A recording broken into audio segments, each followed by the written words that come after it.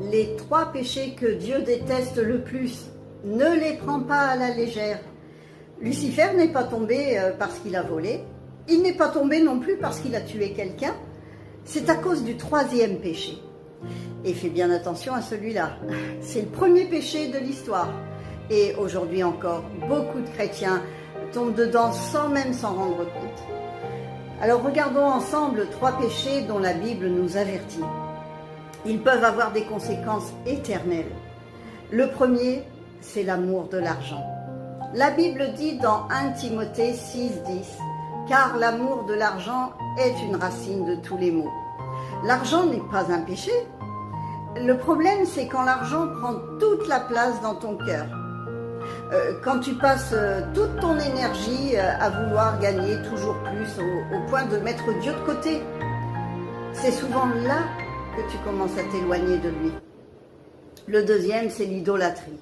La Bible dit dans Exode 23, « Tu n'auras pas d'autre Dieu devant ma face. » Une idole, ce n'est pas seulement une statue. C'est tout ce qui prend dans ton cœur la place qui revient à Dieu. Peut-être que tu n'as aucune statue chez toi, mais laisse-moi te poser une question. Qu'est-ce qui compte le plus pour toi? Ton mari, ta femme, tes enfants, ton travail, ta réputation, ton argent? Une personne que tu admires? Alors, si Dieu n'est plus à la première place, il est possible que cette chose soit devenue ton idole. Le troisième, c'est l'orgueil. C'est le premier péché de l'histoire. Il n'a pas commencé sur la terre, il a commencé dans le ciel.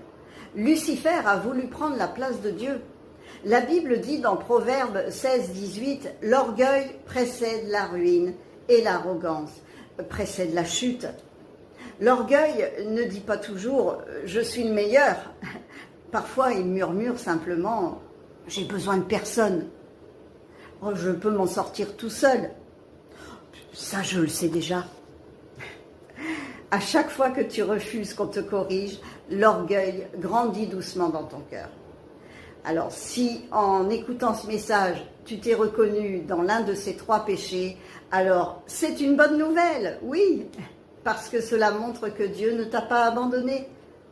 Si tu sens que le Saint-Esprit t'a parlé encore aujourd'hui, n'ignore pas cet appel. Écris dans les commentaires 1, 2 ou 3, lequel t'a touché le plus. Et si tu veux vraiment apprendre à vaincre le péché, comprendre la Bible et marcher avec Dieu chaque jour, je t'invite à nous rejoindre gratuitement. Clique sur le lien dans mon profil ou envoie le message « Je veux ».